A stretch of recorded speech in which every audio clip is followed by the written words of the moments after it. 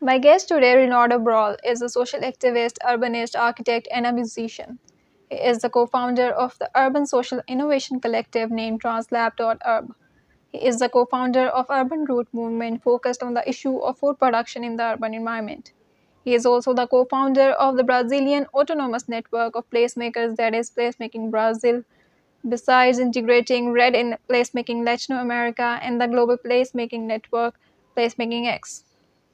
In this episode, he enlightened us with his insight on global activism, urban social innovation, and the possibilities far beyond the capitalist model, and much more. Assalamu alaikum and hello everyone. I am Asban Sari, the founder of the organization Peacemakers Pakistani, and I am bringing you the stories of placemakers, artists, and professionals from around the globe about how they created an impact and made change happen. You are listening to the Making It Happen show. Thank you for joining in. Enjoy the episode.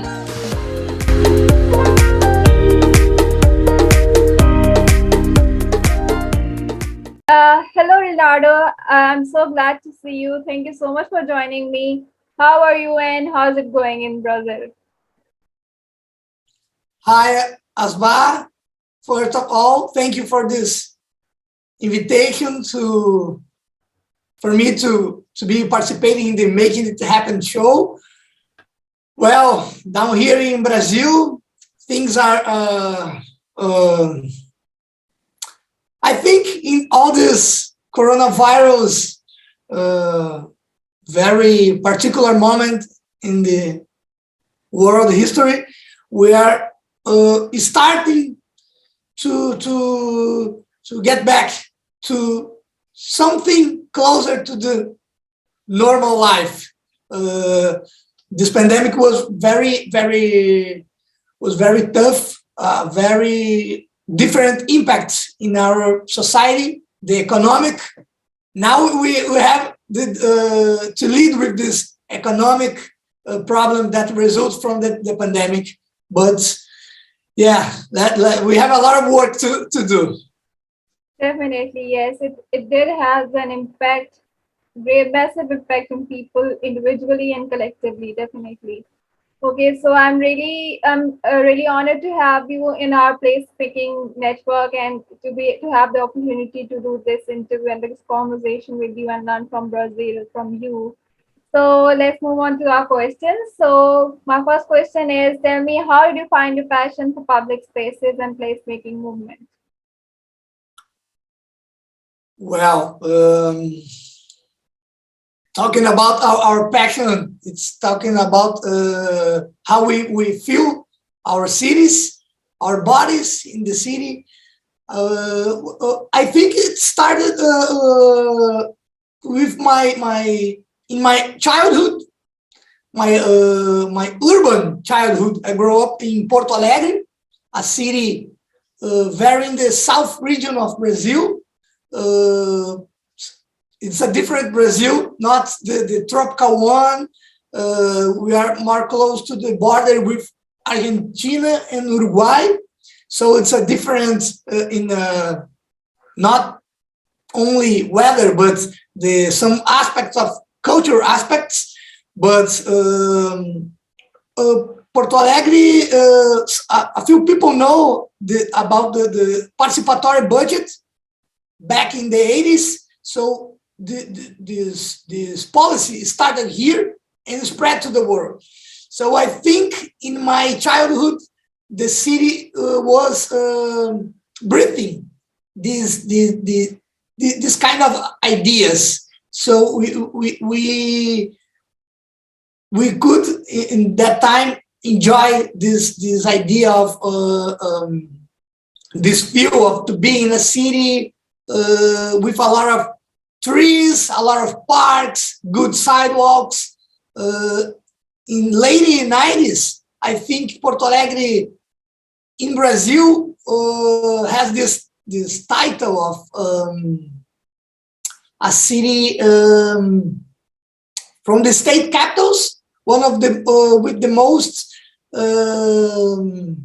most green city. So we have this culture of going outside walking, enjoying the public realm, be in the streets. So I think that starts at this point, and then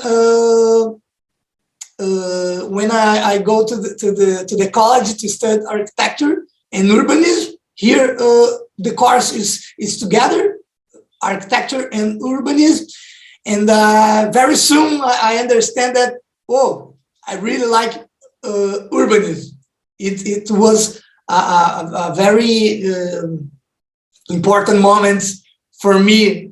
Of course, understanding the plan, how to plan a house, a building. But when I have this contact in the university with the possibilities of thinking about another scale, such as neighborhoods and the city, all the process and our lives inside the building. So I think my passion started there. And at the same time, very soon in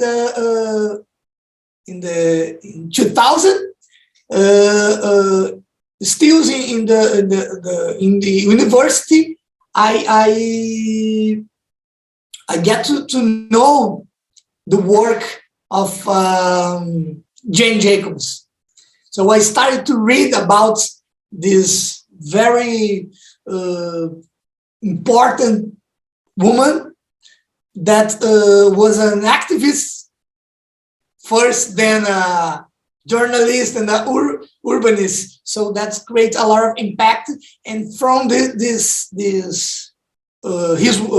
her work, I started to search more, and I get to know the people from New York, the PPS, and then a lot of people start to become friends. And I think 2000, I don't remember, 2010, 12, something like that, start to making part of this network.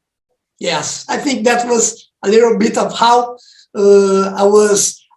We used to joke that it's like to a mosquito when bites you was just like that. The placemaking mosquito bite me, and I still in this movement. Great, what an example. Right, so it just hit upon you and you are part of it now. All right. Okay, so tell us about TransLab. Well, TransLAB.URB has a surname. It's the platform. It's a we call it it's a collective, a transdisciplinary formed by urbanists from different backgrounds. I have colleagues from the same background as me, as architects, urban planners, but also has different backgrounds such as psychology and sociology, from I don't know, from communication, different backgrounds. So all different perspectives about the built environment. That's the main idea that brought this group together. I used to say that this format was we choose to be a collective, and we didn't want to be a office, a form very I don't know, a standard office. We choose this format of collective because we understand that we be able to I don't know, to make part of different worlds, such as the activist world. Sometimes to be a office, a very standard office, doesn't work very well in this dimension. Sometimes it's good to work with the NGOs, being a collective of people before this brand. Of course, it's sometimes work as a brand, TransLAB.URB, but I think it has this idea of a group of people, a collective of people. We have the name is very important for us, because the first part, trends, is to remember us about some principles such as transparency, transdisciplinary, something of transgression. Sometimes we need to move things by this energy. And the lab, it's I don't know, it's part of, I think it's a experience itself to be in a group, not behave as a standard office. It's an experience. It starts inside a laboratory of this group of people, and then how we can I don't know, creating building with different social actors from this point of view. The experimentation, the laboratory, how we can lose our fear of trying.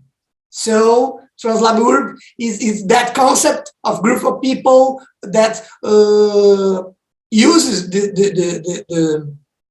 this different, I don't know, we can call energy, such as the activist energy, the very technician, of course, a lot of science, but at the same time, understand the importance of knowledge, the knowledge that common people has about every aspect of life. So how to promote this kind of hub. That's pretty much the idea of TransLAB.URB. Great, very thoughtful, and yes, indeed, placemaking and the companies or the organizations that are working on placemaking are indeed a laboratory for experimentation and for new ideas, definitely. Okay, so what is your current focus in placemaking in Brazil, and overall your expertise or something you enjoy about placemaking on a personal level? Well, for those that doesn't know, the Placemaking Brazil network, it starts in 2014, one of the first autonomous network of a country within the global network. I remember that we have this Future of Place international meeting back in 2013 in Buenos Aires. And a lot of people get so excited. Other colleagues in Brazil get to know in this international encounter, and that blows our minds. Like, oh, guys, we have to be in another country to know each other. We are doing pretty much the same research, the same works from different parts of Brazil. Of course, Brazil has this challenge because it's such an enormous, gigantic country, and the everyday life changes a lot. So people sometimes I can't really relate it with the reality of, I don't know, the Amazon cities of Brazil, very up north, and we have this challenge. So, but we were very excited with this Future of Place international meeting. So we decided to create our autonomous organization, a very free network. Since then, we are trying to, I don't know, to spread the good practice of the placemaking, always showing around our big country that there is another way of doing things. And this way, we have a lot of good examples from colleagues all over the world in this network of placemaking. That's the first challenge. Then, how we address this global methodologies and tools, how we connected with our reality, our South American reality. We have it as any country, but we have this I don't know, this question very peculiar in Brazil, such a big and wealth country, but has a lot of problems, very few people with a lot of money, in the vast majority of population, very poor. So how we connect these ideas? So we still, since 2014, doing that, showing that placemaking, it's a possibility, and how we can connect these people that are all spread in this ginormous country. So it's a very, I don't know, it's a lot of work to connect, to maintain this connection, because sometimes you start a conversation, you create this bridge, but we have to create and maintain this connection. Sometimes a lot of people forget all this invisible work that is, I don't know, to maintain something. I think it's more easy to create this bridge, this connection, this network, but maintain, we are very connected on that.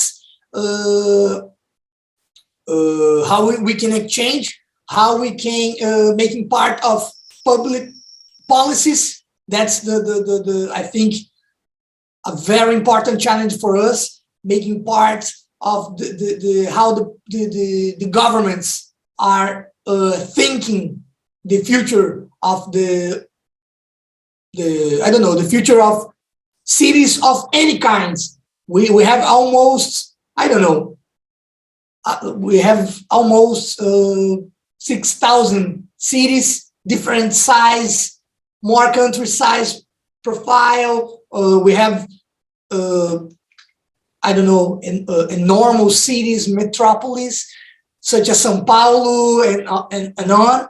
So yeah, that's a challenge. We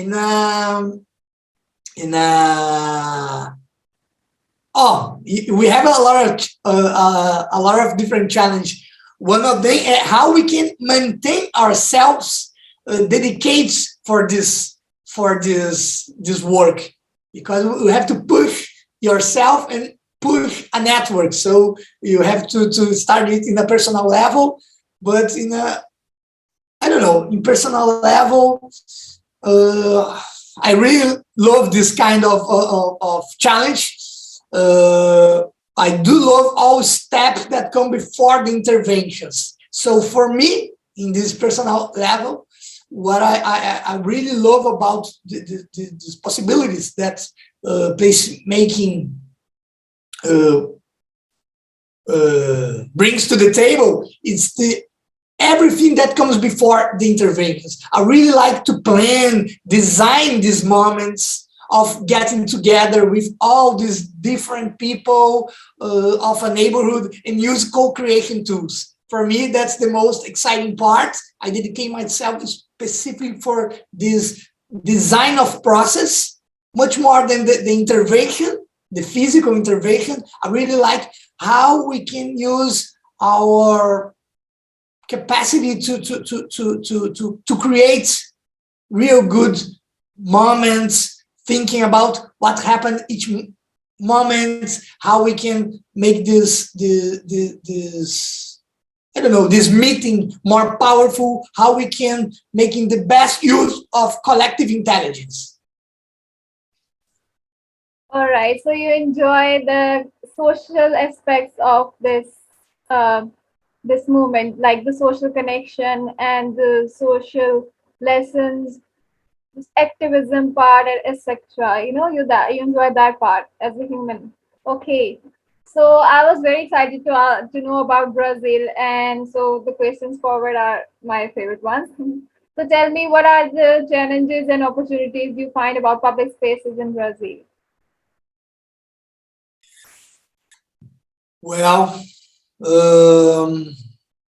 in difficult, hard times like this of this pandemic, I always try to focus in these opportunities. I don't know. I think the main challenge of public spaces in Brazil is related to the issues of social inequality. As I said before, it's a huge, gigantic country. It's more like a continent with a lot of power, cultural power, the environment, the nature. We have a lot of sun, we have a lot of water, we have a lot of resource, but we have this problem of a different power as humans trying to base their governments in this very government for few, and that's something that's enormous problem all over the world. But in places as Brazil, it appears with a lot of you can deny it when you get to this country.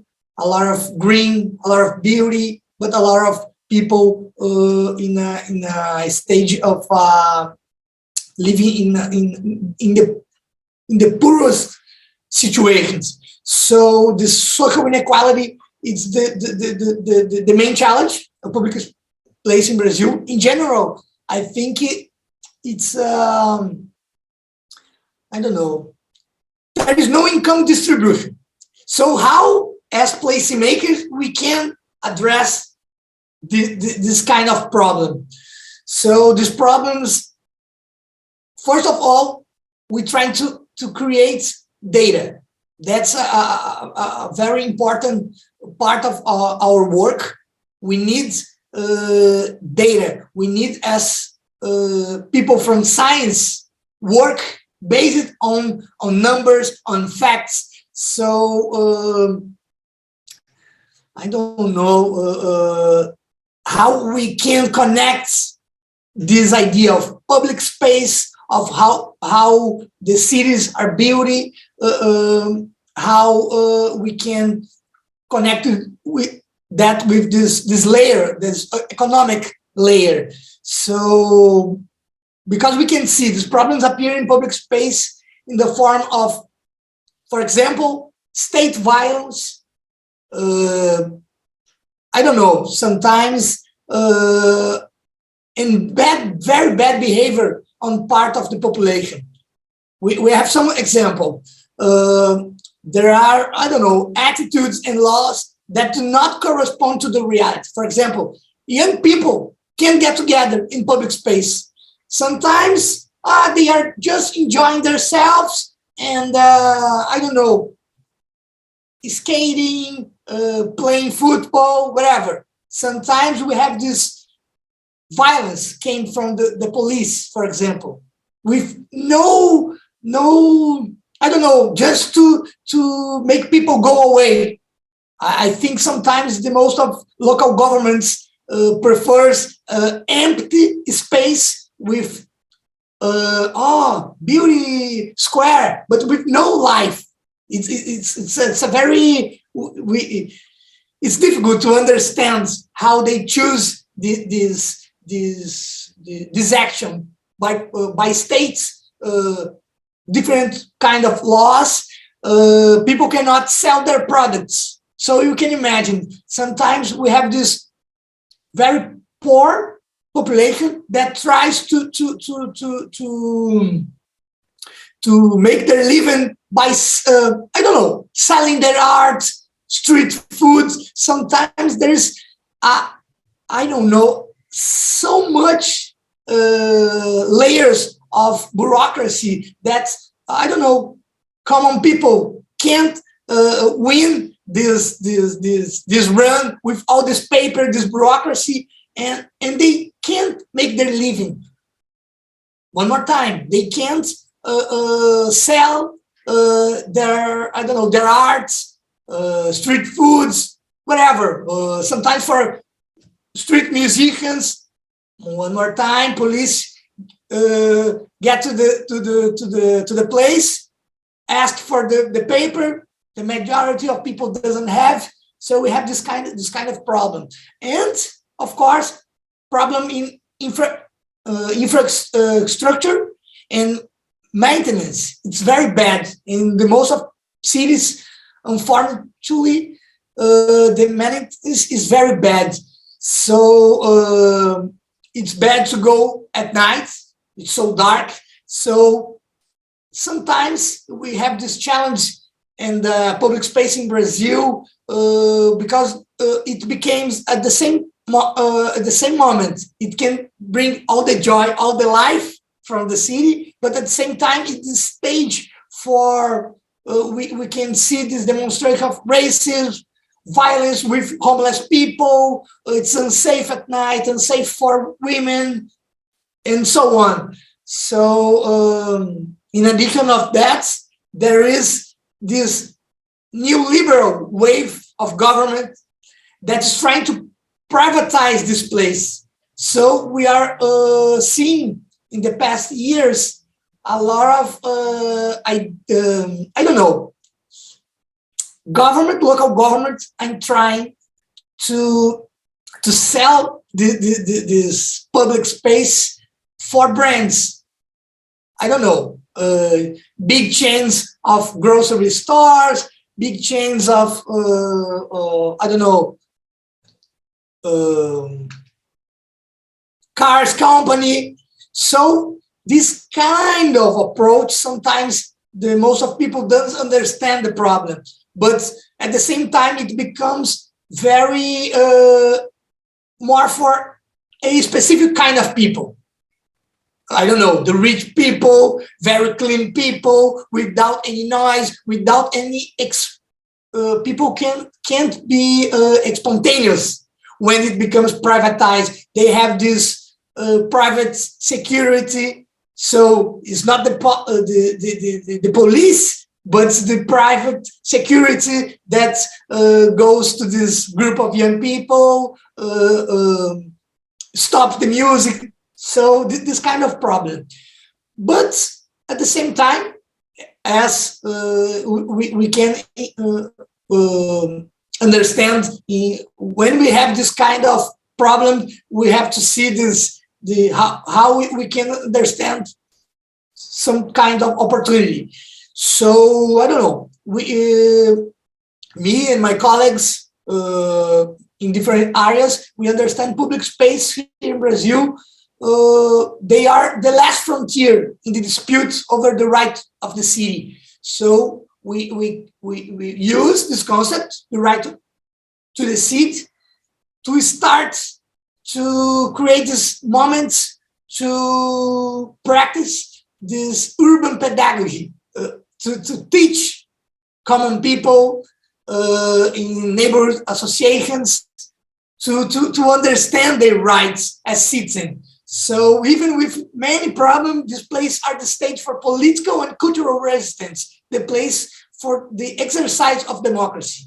So in that way, we can see, embrace, creating data and planning our actions, how we will change this everyday reality, how people can take the power back. So that's how we see the idea of opportunity for public space in Brazil. All right, thank you so much for sharing everything, and for for being so honest about it.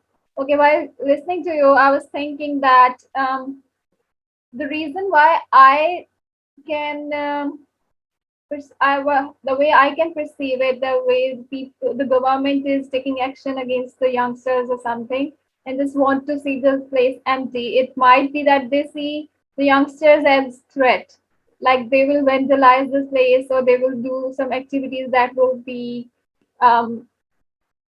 destroy the place. So what I think is that maybe if you build the confidence between youngsters and the government through activities or events that yes, they're mature enough to use this place. Maybe that they won't create the havoc or won't stop them.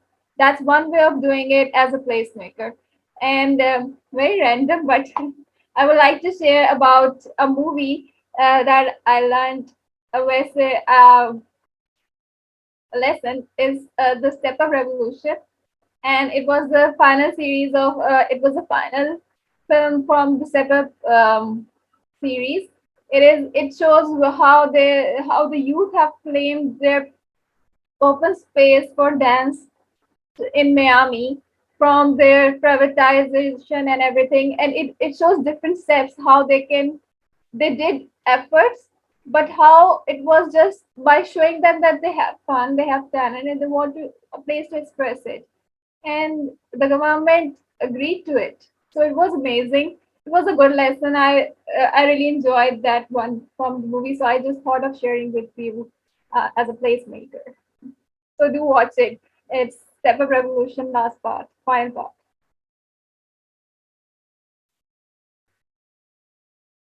Okay, so let's move on to the next question.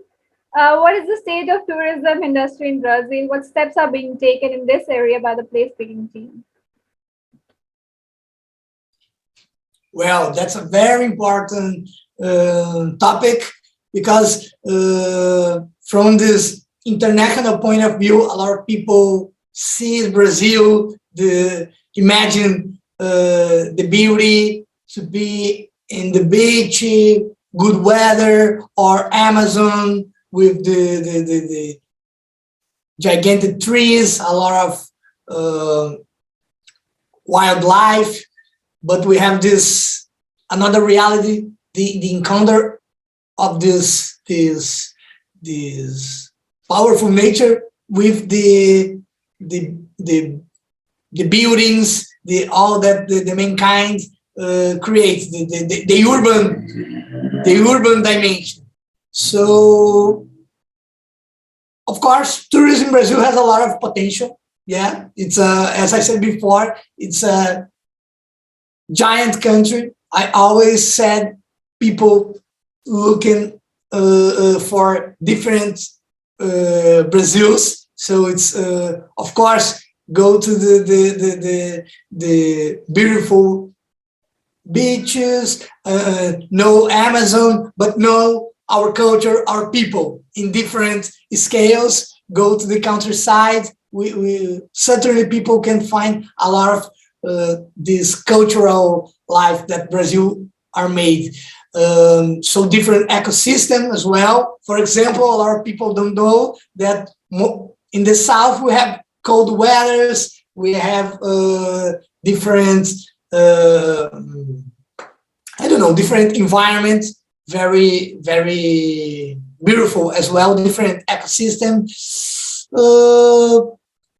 I don't know, many placemakers are involved in initiatives that try to change the perspective of tourism. That I think it's the most beautiful part of our jobs. Now I remember that in TransLAB.URB we have this kind of projects as well. To change the perspective of tourism, to get beyond tourism of beaches and natural beauty, including for example, development of guides with roots within popular communities as a way to show this culture. All the people are creating daily basis, living through this. I don't know. A lot of people know the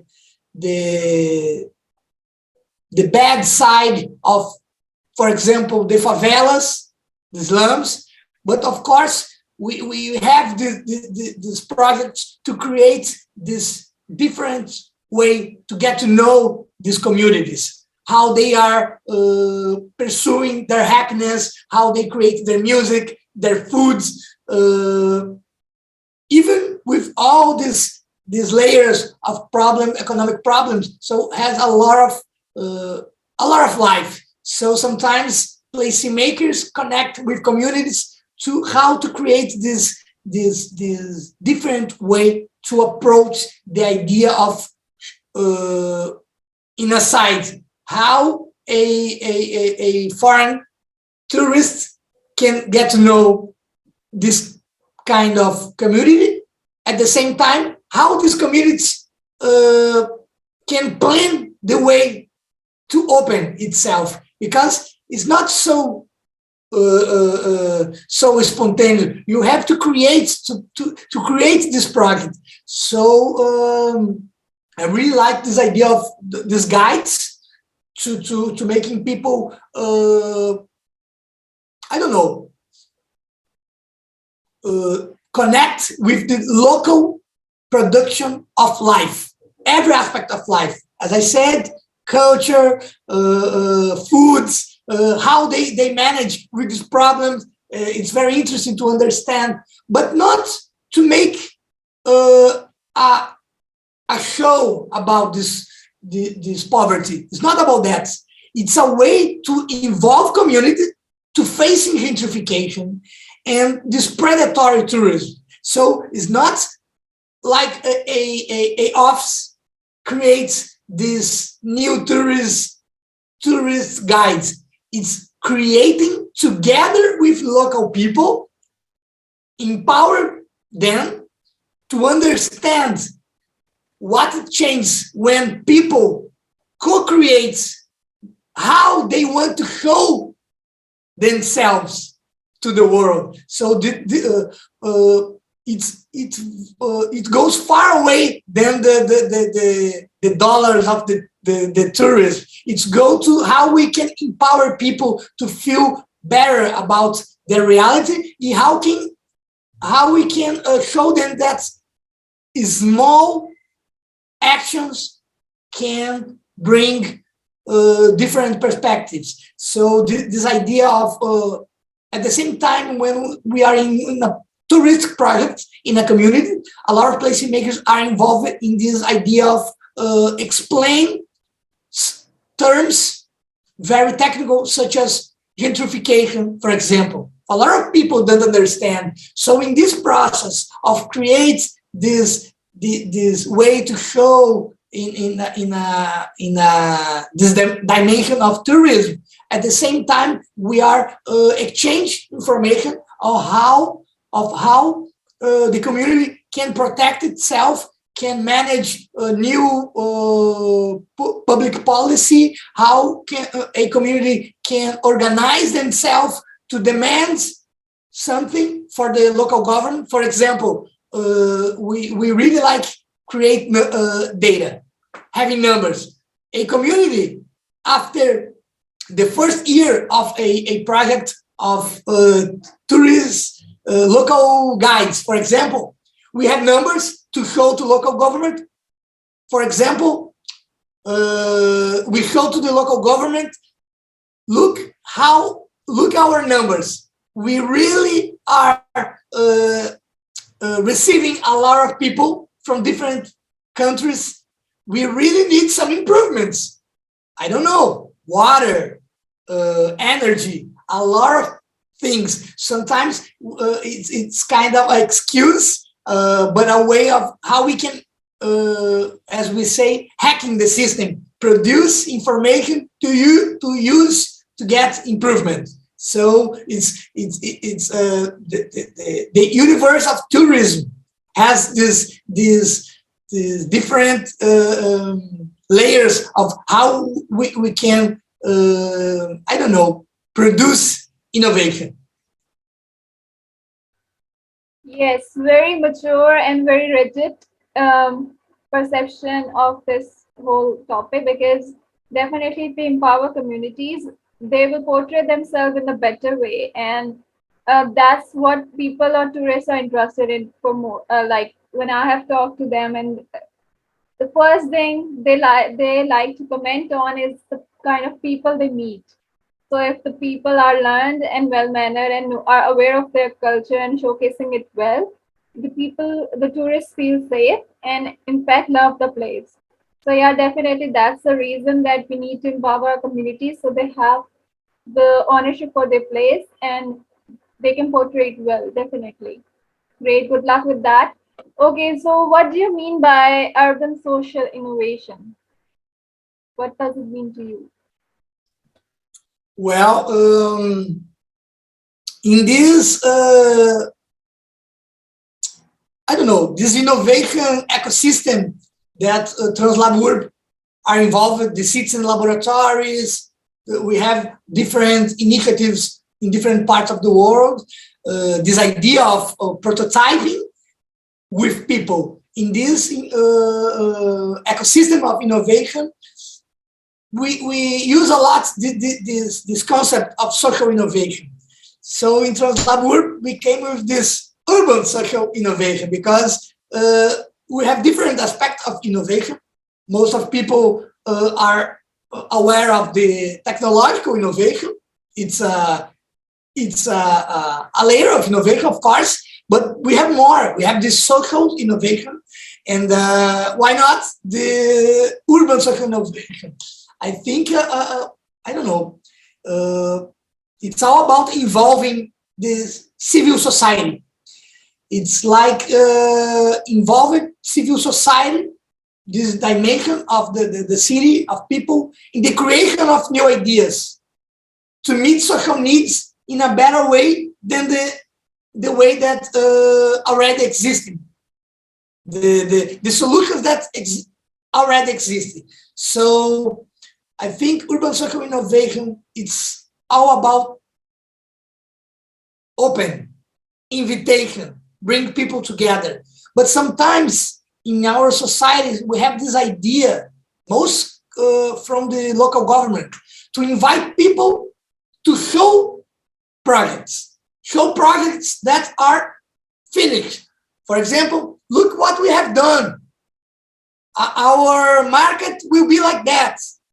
But that's not innovation. That's not, it's an invitation to see something, but not to be part. So with this principle of urban social innovation, we like to bring in a very radical way the co-creation stage. Because when you create, you do it together, is very different than make anything social, anything public. If you do that, the best, the most beautiful, most perfect project made by colleagues in an office, it's not the same because it lacks of the sense of that people as a citizen has to feel part of the idea, part of this process. We used to say that in urban social innovation, process, it's a word much more important than projects because have a lot of exchange of energy and knowledge in the process. In projects, sometimes you only, you just get to know a beautiful project. You are not part of that. So that's this radical idea of co-creation. It's in the core of urban social innovation principle. I think it's the design of another way of explain urban social innovation. It's the design of process of new social practice. For example, it's not saying, oh, we will have this public meeting open to all. That has all the ingredients to doesn't work. You have to use scientific ideas of how to planning, how to welcome people, how inviting, how create this very representative group of people. So have a lot of science on that. That's the social innovation. It's not make it public, make it open. How we can make it. And to design this process with new social practice is not to be only sitting around a table. What kind of question, with what kind of moments are open for people to give their opinion, their ideas? So we have to design this moment as a timeline, as a spiral. It's not so linear. It's more, I don't know, tri-dimensional. We can go and there is no problem in innovation to get back a few steps. Sometimes it's very important to giving a few steps back and then go. A lot of science is like that, in a laboratory is like that. So we have to make these experimentations and then put people at the center of all urban debates to co-create solutions to build new urban future. And more than the project itself, in this process, extending and strengthening the civil society, we have to, in this process of participation, sometimes we have this process of participation of a new public market. Okay, beautiful. But the most important, how people that participates ends the process.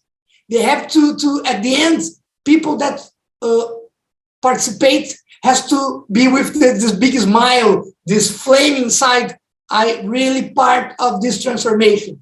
So this kind of citizen became a potential distributor of this kind of civic innovation power. So it's pretty much this the idea of the concept of urban social innovation. All right. Yeah, it's basically it's the contrast to what traditional urban planning has been. Definitely. You explained it so well. Awesome. Okay, so as a social activist, Leo, what are your major concerns about the issues happening locally and globally? Well. Many colleagues, our colleagues in our network of placemakers, many colleagues don't like to talk about this elephant in the room. It causes embarrassment and discomfort. But being from a country in this so-called global south, as an activist, I understand that the lifestyle, this lifestyle proposed by rich countries has already surpassed the limits of humanity and the planet. We have to pursue different futures, not the future that we are used to see in the big screen of cinema, in the media, because this I don't know, this idea of how a good city should be, I think it has a problem. Our planet can't take it anymore. There is an urgency to change this ferocious capitalist model. I know that a lot of colleagues don't like to talk about politics, but it's all about politics. Our relations are politics. It's the power in the hand of few groups that wants to maintain their power, that makes so bad for our people, for our children, our elderly. We have to start to change that. And I think we have this, first of all, we have to change this perspective of capitalist model based on this Eurocentric exploitation, consumption, colonialism. The planet is so rich. The mankind has a lot of different cultures. We have to exchange more, to learn more. At the same time, we have to I don't know, to embrace our local strength. I really, as an activist, I'm in this kind of mission to be involved. How can make people feel good about themselves, their culture, their looks, their city, their neighborhoods, because we have to change this. It's like a click. So, but I know we have a lot of layers of power, economics. Is not so easy. The geopolitical understand of the world, but we have to start to talk about that, to understand the links, the connection of a decision, for example, of a rich country, what it impacts in my community, in the countryside, that people are hungry, but they are, I don't know, selling all their food. We have to understand this kind of impact. In Brazil, I see this every day. So it's shocking for me. And I think we as placemakers can understand the opportunity for the place creates this momentum for this awakeness of our people, how we can change things. We need that every young people has the same dream. Everybody dreams with a new car. No, we have to change this perspective, looking for a green way, looking for a eco house, a very beautiful bicycle. I don't know how we can change this perspective of how people can live their lives. So it's a lot of complexity, a lot of dimension. Because of that, we down here really like the idea of work with different fields. It's very important for placemaking, for placemakers to have these different teams, different approach, because there's a lot of complexity. We are talking about people, their dreams, at the same time that we are talking about, I don't know, material, concrete, nature. We need the most of that, I don't know, this universe of science has created so much. We have to bring that to the table to help to create this new perspective, new ideas, new concepts of future. I don't know. I think I see a lot of potential in these local networks that share this good local practice on a global scale, enable new points of view. Because of that, is not so looking for a beautiful project in a city as New York, or I don't know, Berlin, or these major world capitals, but what I can learn from my colleagues in Pakistan, New Zealand, Japan, I don't know, my colleagues right in the border in Uruguay. We have these different views, this different approach, how my colleagues in Nairobi are working, our colleagues of Placemaking Africa are doing. So we can expand our point of views. So I don't know. I think that's our struggle in the collective construction of socially just and environmentally viable world future. It's quite a challenge, but I do believe in this, the power of the collective intelligence for that. Yes, definitely. Thank you so much. And okay, so what is your perspective about urban pedagogy? After having an understanding of placemaking, has your perspective changed on that or not?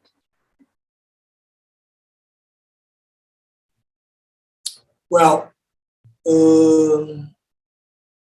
here in the TransLAB.URB collective, we understand urban pedagogy as a kind of language school.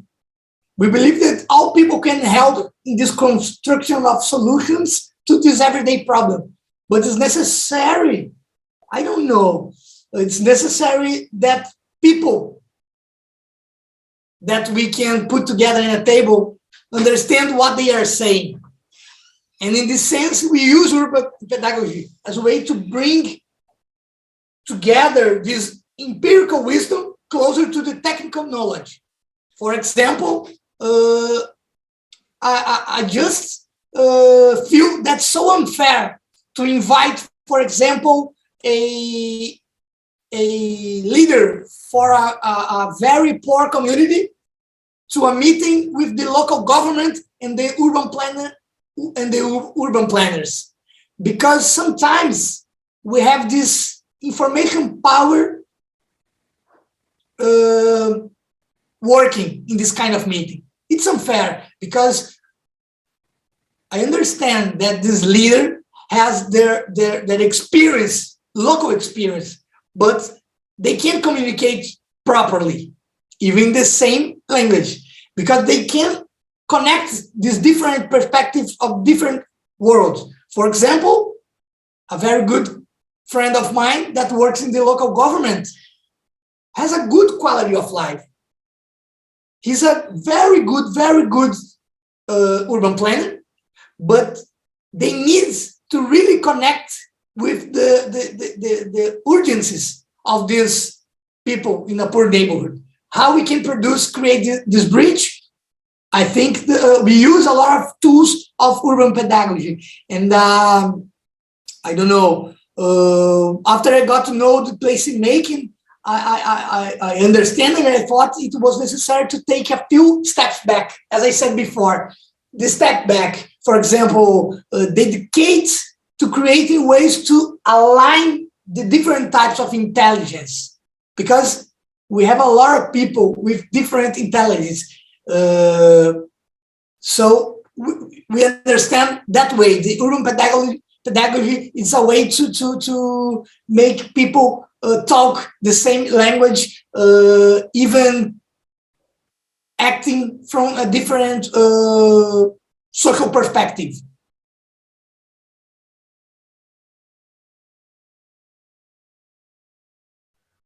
Okay, all right. Okay, so you are the co-founder of Urban Root, a group which develops projects of urban agriculture in the Port Alegre metro area. Why urban agriculture? Educate us on that. Well, in Portuguese, we call Raiz Urbana, urbanhood. It's a project that starts back in 2011, 2012. Well, it starts because in most of cities, urban areas, there are many spaces that can be used for food production. In some poorer neighborhoods, food scarcity is a reality, but in others, not so much. So we realize that it would be important to create this narrative with methodologies that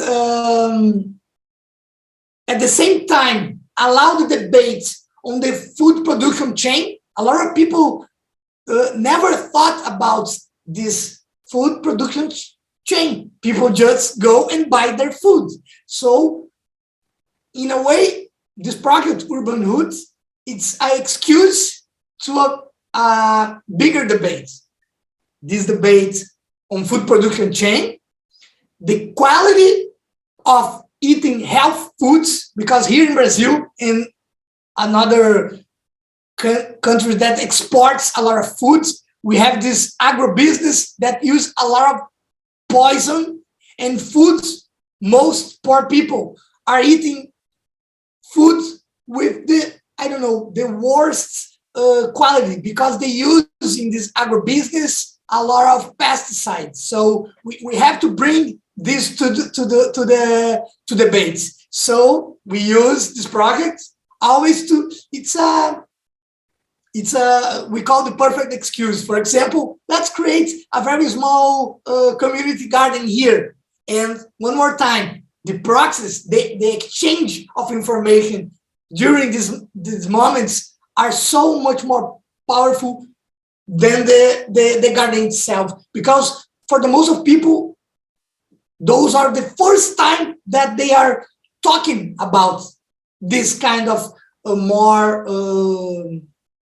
I don't know, more complex issues that everyday people doesn't have time. Always the researchers that dedicate themselves for that, but common people doesn't have time for that. So we use urban roots as a way to bring this, put some light on this debate. And as I said, the food chain, the quality of health foods. We talk a lot about technologies of low complexity. As an urban laboratory, we always like to bring this idea of is not only the high-tech world that exists. We have this social technology. We have this idea of how to collect rain, how to collect, I don't know, how to use the knowledge of our grandmothers to avoid, for example, the insects to eat. We have a lot of knowledge with the people. So we have to bring the discussion about the low tech, all the power that we have in these low complexity technologies. We like to talk about this green infrastructure in the city. So with these projects in different scale, at the same time that we are talking with people about these issues as the food chain, for example, we are at the same time planning these very small green green areas. For example, I imagine that everybody knows, but in these slums, we have the poorest green areas. Sometimes there is no green area, no public space, only very small houses, very close one to each other, like the favelas, every slums. So with this kind of project as Urban Roots, we try to create these very micro green areas. So it's another layer of this project as well, to talk about the presence of nature in the urban environment. In the end, one more time, to talk about self-management, because when we are talking about this community gardens, we have this mission to make people understand that it's more than a garden. It's more than the food that we will harvest. It's about the connection, create these points of attraction of different matters. For example, the self-management of this community to start to I don't know, schedule meetings around this garden to create, for example, general generational encounter. For example, put the young ones with the old ones together to exchange, to work in this community garden. So we have very different layers of themes that we can address only with this excuse of talk about produce foods in the urban environment. Awesome, very inspiring, and it's a unique idea that you placemakers are using to create the awareness, to raise the awareness about different topics. Especially, I love the inside of that. It's raising the awareness for the pesticides use. It's amazing, and I just realized that you people are bringing people together around the urban gardens or the green areas, like other countries are bringing people around food, some are bringing around sports activities, and these kind of things. And so you are doing it around green areas and urban gardens, and it's amazing because it's something very healthy and something that will go in long run. Definitely. Okay, so let's move on to the questions that I ask everyone, and these are the rapid questions. So, okay, tell me, Leo, what drives you, what keeps you focused on public spaces? Well, the very short version, I know what motivates me is the micropolitics, the doing it together. As I said a lot of time in this conversation, I really believe in the power of collective intelligence. So that drives me. So I'm very passionate about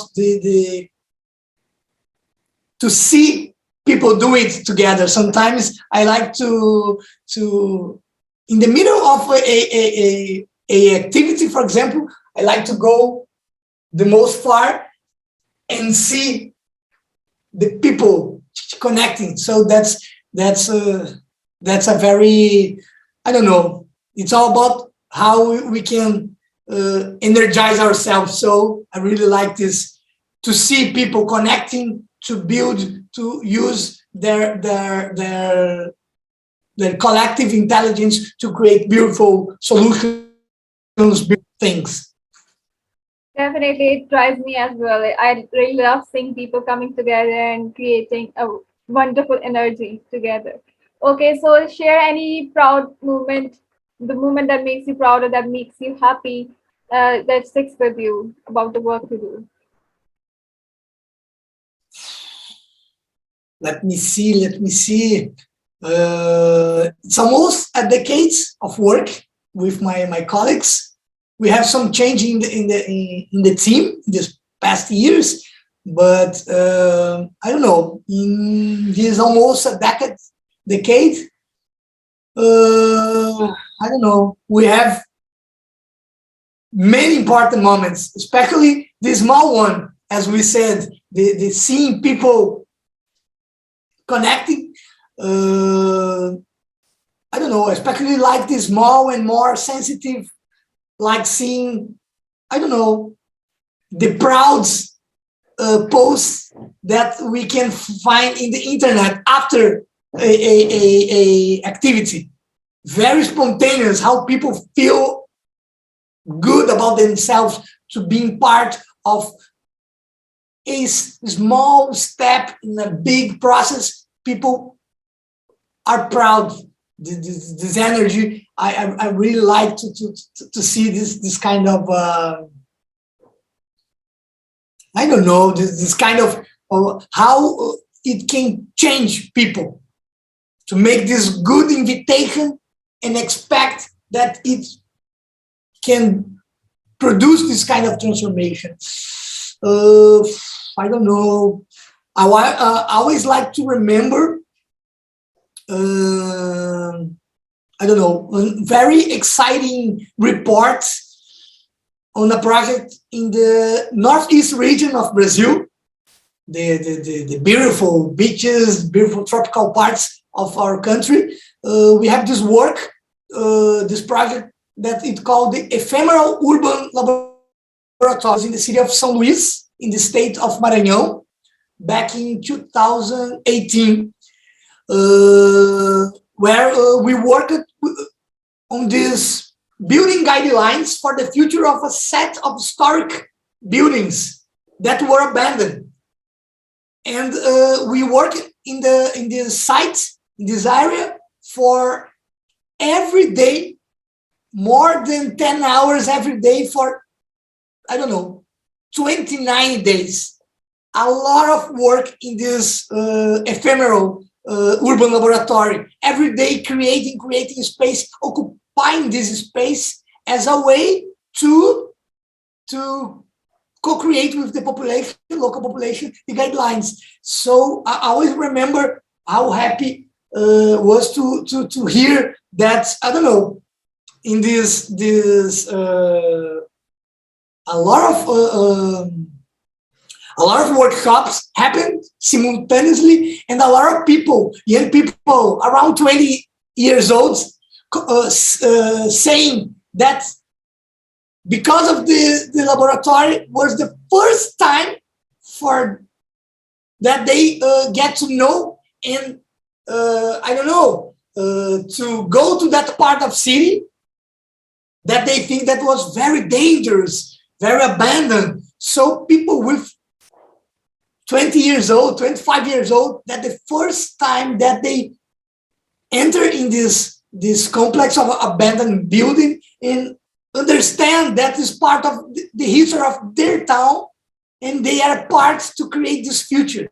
So that was amazing. That people only connected with this very important historical area of their own city, moved by our invitation, a placemaking project that makes me so happy.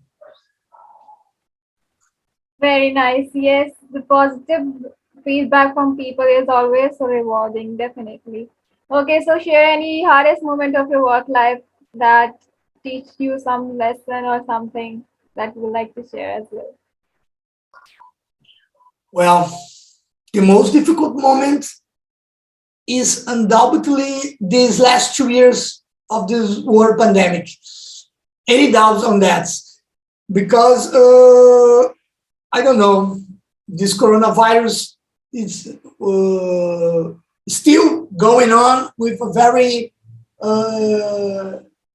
huge negative impact in our cities. Of course, I know that different cities manage the problem in different ways.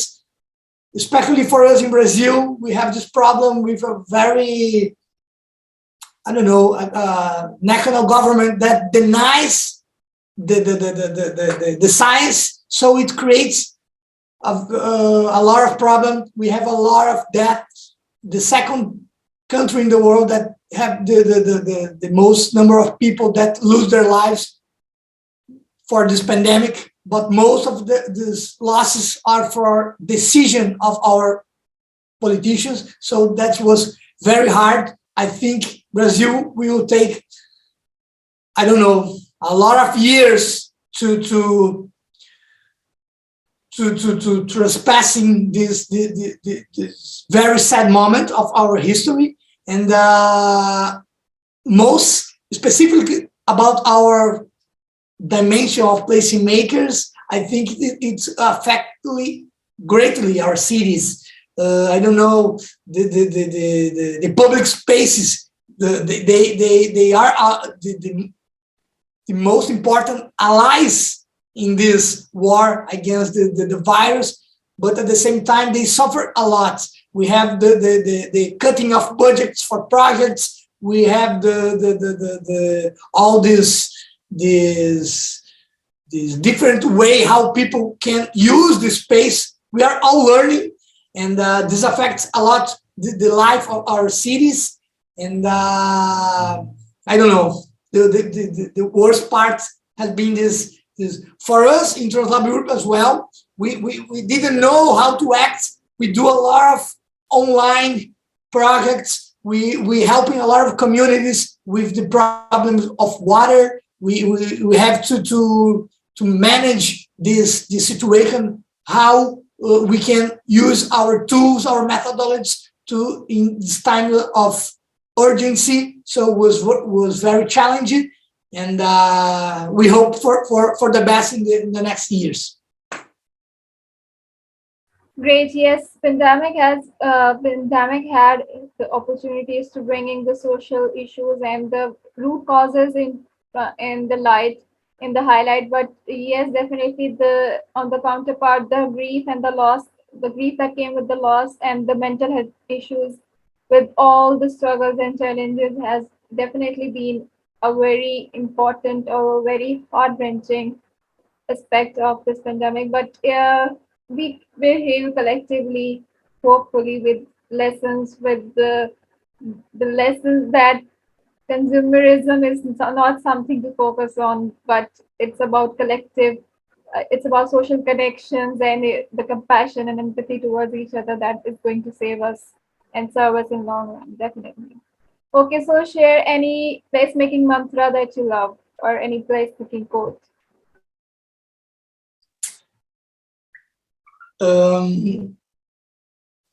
This one, I really like to spread this one. I learned that from a great friend from Mexico, our colleague placemaker Gabriel Sanchez from the Barriopolis collective in Mexico City as well. And I heard him talking about his beautiful, very powerful work in Tepito neighborhood in Mexico City. And Gabriel said something that I really, I don't know, I transformed these quotes and put inside of me. That is, we all know a little. We are all specialists in something. It's like every person knows about something. This idea of a technician knows more about that, a academic knows. I think sometimes in public discussions of public space, of urban planning, sometimes we have this mistake that believe that only people that has this academic and more formal education knows the solutions. And of course, Gabriel put in words was very powerful, assuming and embrace the idea that everyone is a specialist. And of course, we use that every day in our work here in Brazil. For example, when I get in a neighborhood, I know that the specialist in the young perception of city, children of the area, the idea of women of the area. It's so obvious. So sometimes we forgot about that. So I really like this quote. Indeed, it's something that we must remember as well. And thank you for sharing it with us, because I wouldn't have known if you haven't shared it.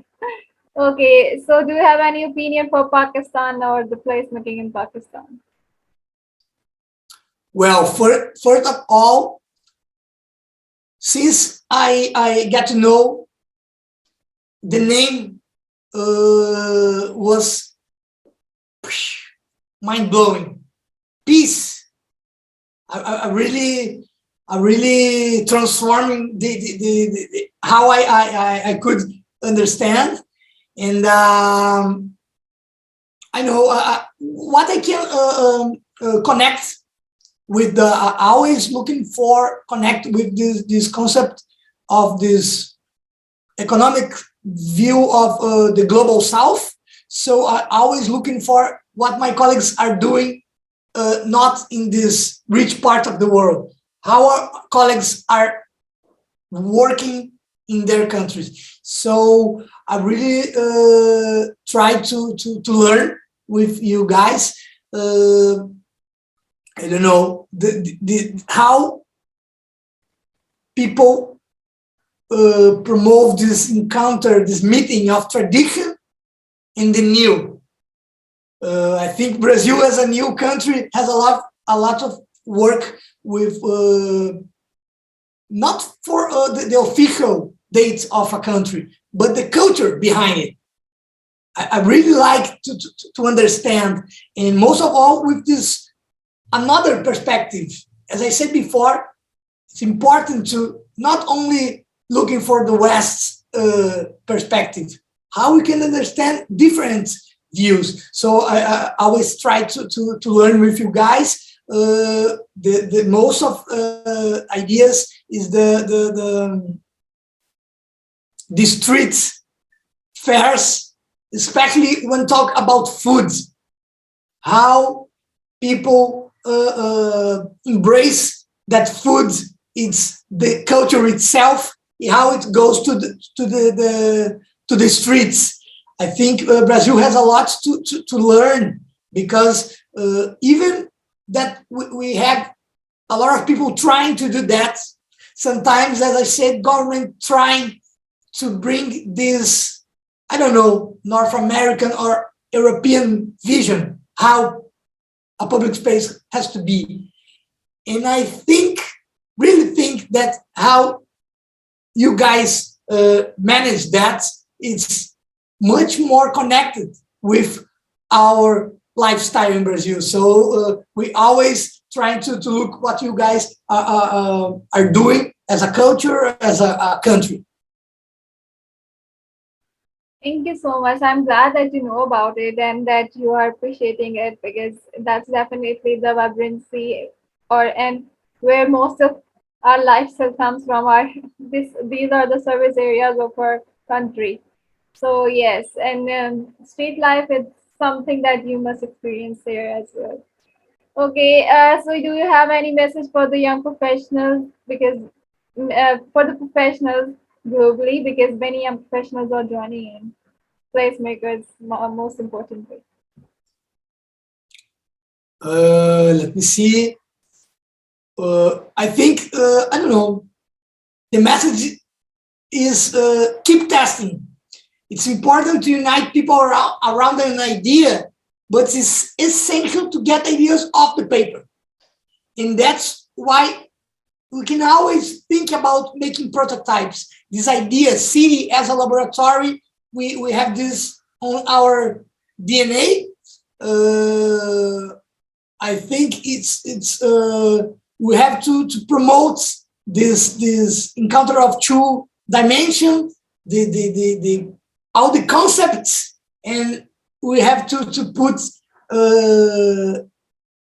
I don't know, put the hands, make it. A lot of people, it's more than the idea of the results. As I said before, the process of prototyping something, engage, create new links, create new perspective of how evolving as a citizen. So keep testing, keeping prototyping your ideas, and I think we can promote a lot of changes, changing minds and change our cities. Yes, awesome. Thank you so much, Leonardo, for your time. It was great meeting you. It was great having a conversation with you. I've learned a lot. You explained things so well. Thank you for your time. I really enjoyed it. See you next time. Thank you. Bye. See you. See you next. Hello. Hello. So good to see you finally. Very good, very good. I'm very excited about this Pakistan and Brazil encounter. Very happy about it. So, oh, yeah, no, you can. I just wanted to say that I'm glad to see your excitement and your enthusiasm and your appreciation for all of this. Really, thank you so much. No, my colleagues in Brazil are also very happy about it.